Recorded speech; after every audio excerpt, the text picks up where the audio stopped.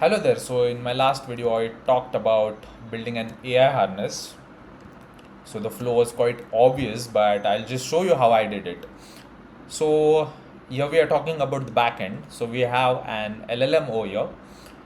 What I did is give access of tools to the LLM. So basically, this is the tool one which gets the most selling product, and this is the tool two which gets the number of total sales of a particular product. So when a user queries as something I would consider what is the product that was most sold in the last week. What happens is the LLM just checks out which is the most appropriate tool to call in this case. So in this case, I would say the tool one is the most appropriate tool to call. So the LLM decides that I'm going to call tool one, and it also decides the parameter that are going to be passed in the tool one. So I have a function. Tool one is basically nothing but just a normal function which accepts some parameters. So LLM decides what tool to call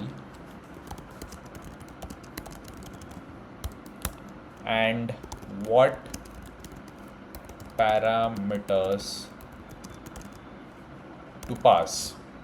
So in this case, I would say the LLM would call tool1 and what parameters to pass. In this case, I would say if we are talking about the last week, the LLM will pass the dates of the last week. So we just have a simple function which gets the values of the dates from the LLM actually. And then what happens is the query, which is actually hard coded, gets executed and we get back the response from the DB.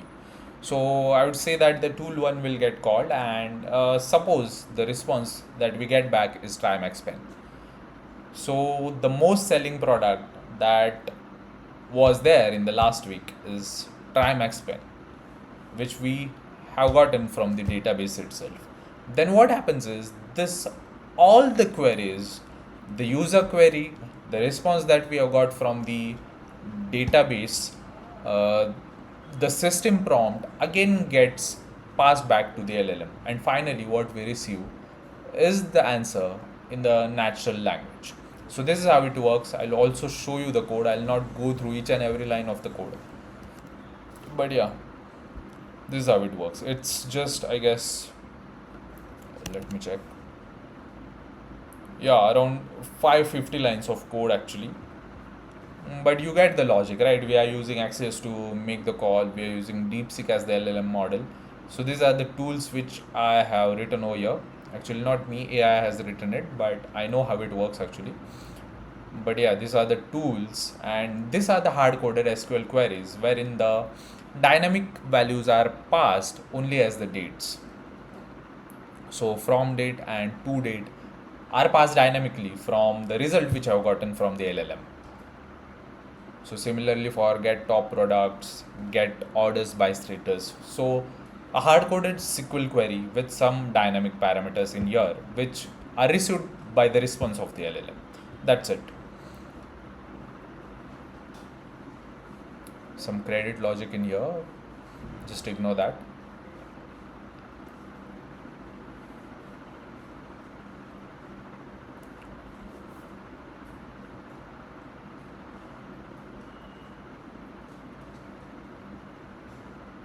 So yeah, the first call happens over here. If the LLM answers directly, there is no tool calling needed, but if a tool calling is needed, the right tool is chosen. If there are multiple tools that are needed to be chosen, there are multiple tools being called over here, and also the steps are being pushed so that we know what actually happened when we executed the query from the front end. And then finally, as I told you in step 3, what happens is feed all the tool results back to LLM for natural language answer. So this is what happens finally, and the user get backs the response uh, in the natural language by actually querying the DB.